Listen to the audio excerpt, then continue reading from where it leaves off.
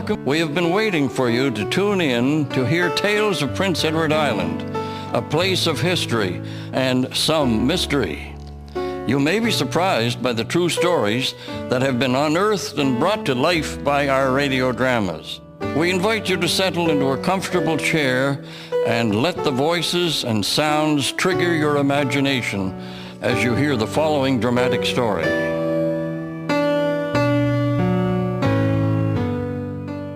In 1875, Summerside, Prince Edward Island was still a fairly small town clustered around the harbor that had given it birth as a shipbuilding town in the mid-1850s. The population was made up of distinct classes: shipbuilders, merchants, professionals, and at the bottom, the working class.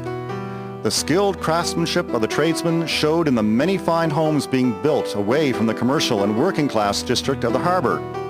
One such carpenter, Stephen Baker, undertook to build a spacious home for his wife and 3 children at the corner of Granville and Harvard Streets. I see the Baker family is moving into their home today. Let's go over, John, and welcome them to the neighborhood. I just hope they will be a positive addition. After all, he is just a tradesman. You need to remember your humble beginnings, John Lafergie. You're a man of little formal education who made a good marriage and whose father-in-law taught you the shipbuilding industry. You are right, Dorothea. With you by my side, I have climbed the rungs of success. But, to my own credit, I have common sense working for me. Indeed you do. Many people just need a lucky break in order to succeed, and heaven knows Stephen Baker deserves that. He has known hardship with the death of his first wife, and besides, he's a hard worker, and he comes from a good family in Bedeck. His mother was a callback. You have made your point, my dear. Let us go and greet our new neighbors.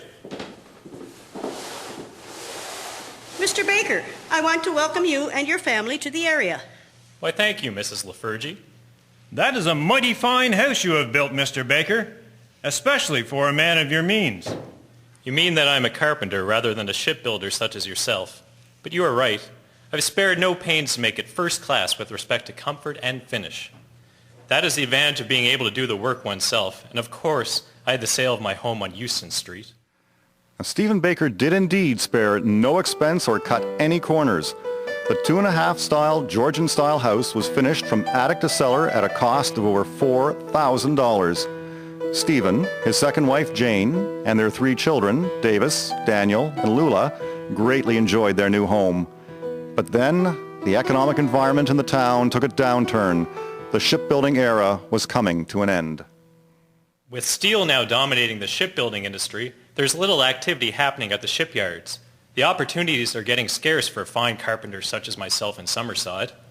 Do you think Summerside can survive the loss of industry? I'm sure something will come along for the town, but there's going to be hard times for a while. Can we survive them? I've tried not to worry you, Jane, but I've already taken out a $700 mortgage on the house to make ends meet. I've been thinking. I can't see any way we can stay here and make a go of it. But our house, Stephen. We can't leave our beautiful home. If we stay, we might lose it anyway. If we go now, it will be our own terms. I have a line on the job in Boston. You want us to leave our family and friends for Boston? It isn't easy for me either, Jane. To leave here and lose everything I've worked for, but I have a responsibility to my family. The house? We'll have to sell it and use the cash to reestablish ourselves in Boston. In 1882, the Bakers left for Boston with the house still unsold. Stephen left its disposal in the care of 2 local businessmen who were adherents of the Summerside Baptist Church, of which he was a founding member. They advertised the house for sale in the newspaper, but when no buyers came forth, they put it on the auction block. Local merchant Neil Sinclair cast the winning bid of $1,250, serving Stephen Baker a severe financial blow. But Boston was good to the hard-working Summerside carpenter, for there was work to be had and money to be made. The family settled in and built a life for themselves. Hand me more shingles, Johnny. Another hour will finish up the outside of the house. Putting these fish scale shingles on the upper story is really making the house stand out in the street. Only the best will do for the Simpsons. You all right, Mr. Baker? I nearly choked myself on bugs I just inhaled. The air is full of them. I'd say they're coming from the open sewer on the street that the city crew is working on. Well, they're vile wherever they're coming from. Maybe it's a sign to keep our mouths shut and work faster. Baker thought no more of the incident and went about his work. But then he began to feel ill. It started with a cough, then fever, followed by chills and rapid breathing. I've tried all my home remedies on you, Stephen. Nothing seems to be working. I think this is a lot more than a cold. You might be right, Jane. I've never felt so sick in all my life. You better get me a doctor. The cause of Mr. Baker's symptoms proved puzzling, and he was admitted to the hospital for tests. The tests conclude that our patient has blood poisoning. Yes. But what is causing the toxins to spread through him? There are no cuts on his body. There's no point of entry, nor are there any red streaks to show the site of infection. It is a total puzzle. Yes, and no matter how we treat him, his blood vessels are dilating more and more, and his blood pressure continues to drop. At this rate of deterioration, his body is going to go into shock. What do we tell his wife? To prepare for the worst. For unless powers higher than ourselves intervene, his death is certain.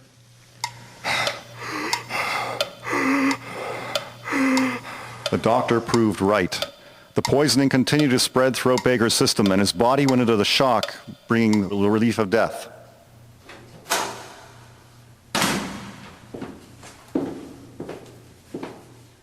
Well, I express my sympathy at the death of your husband, Mrs. Baker.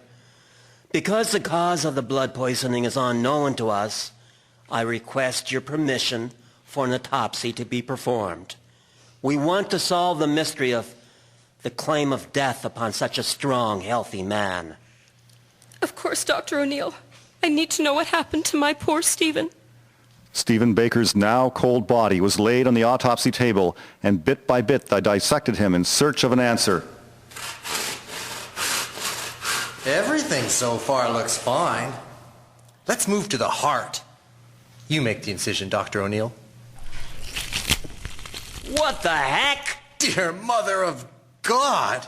There's a colony of little insects in his heart. Ugh, they're eating their way into the tissue of the heart to make their way for their ever-increasing numbers. That explains the blood poisoning. They are using his bloodstream as a sewer to carry away their waste. Good Lord. He was killed by insects. In all my days of doctoring, this is the strangest thing I have ever seen. I truly doubt it comes much stranger than this. Remember the small insects Baker inhaled at the worksite near the open sewer? 9 years after his arrival in Boston, Stephen Baker was laid to rest. His wife, Jane, died in the same year, perhaps from the sheer horror of her husband's death. Their fine home still stands at the corner of Granville and Harvard Streets in the city of Summerside. The Strange Death of Stephen Baker. Introduction was by Lowell Eustis. The narrator was Stuart Smith.